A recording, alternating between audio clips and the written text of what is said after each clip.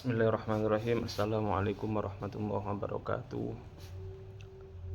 Alhamdulillahilladzi arsyadana ila ta'atihi wa zajarana an maksiyatihi. Wassalatu wassalamu ala man arsalahullahu ta'ala li irsyadil ibad wa ala alihi wa ashabihi al-muhtadina ila sabilir rasyad, amma ba'd.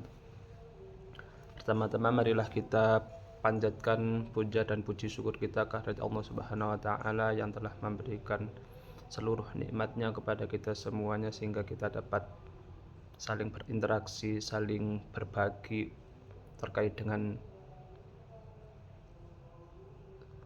ilmu pengetahuan yang telah diberikan oleh Allah Subhanahu wa taala. Salawat dan salam semoga tercurahkan kepada junjungan kita Nabi Agung Muhammad sallallahu alaihi wasallam. Semoga kita termasuk umatnya yang kelak mendapatkan syafaatnya, amin ya rabbal alamin. Pada kesempatan kali ini saya ingin berbicara terkait dengan persoalan nafsu, di mana di dalam Al-Quran ada beberapa ayat yang menjelaskan tentang nafsu dan tingkatan-tingkatannya. Yang pertama saya ingin menyampaikan bahwa ketika Allah Ta'ala berfirman wa nafsi wa ma sawwaha, maka kemudian dilanjutkan dengan fa'alhamaha fujuraha wa taqwaha. Artinya apa? Terkait dengan nafsu ini mengandung potensi, yaitu bisa menjadi potensi fujur atau potensi yang lacut atau sangat jelek sekali. Kemudian setelah itu wa taqwaha, bisa kemudian nafsu ini menjadi takwa. Sehingga dalam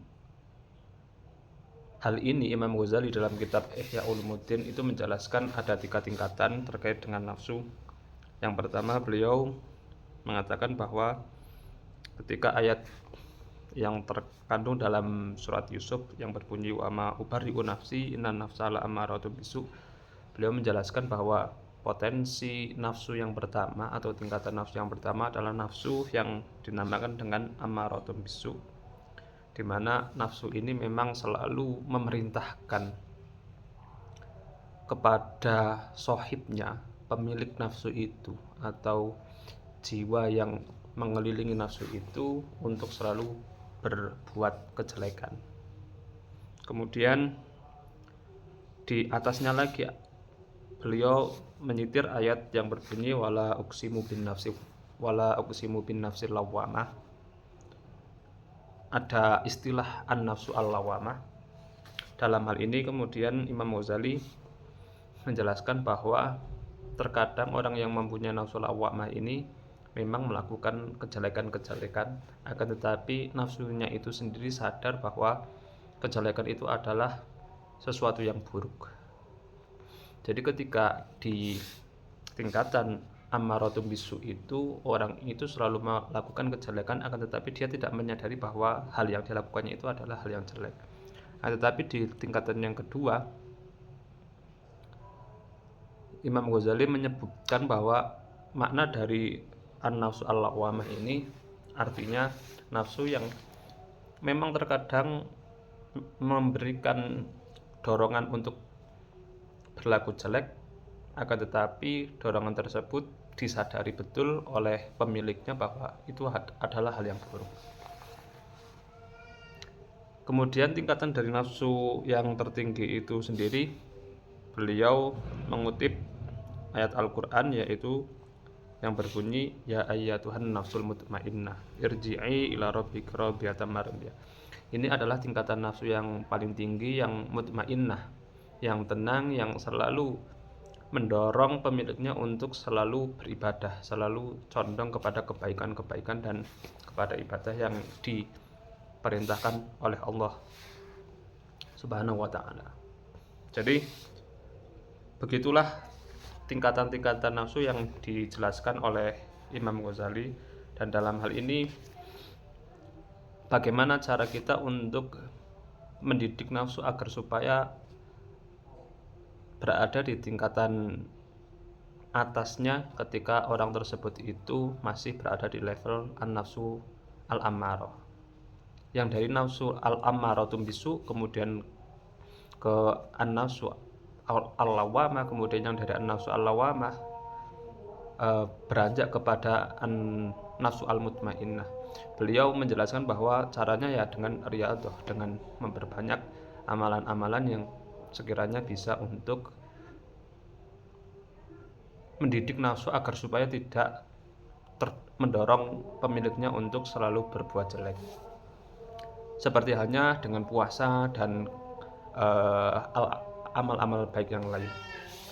Dalam perspektif ini sebenarnya kita juga perlu membiasakan diri untuk selalu melakukan kebaikan-kebaikan. Bagaimanapun nafsu itu menjadi bagian dari diri kita sendiri, sehingga kita akan melakukan sesuatu, entah itu jelek entah itu baik, tergantung kepada kebiasaan kita. Maka dalam hal ini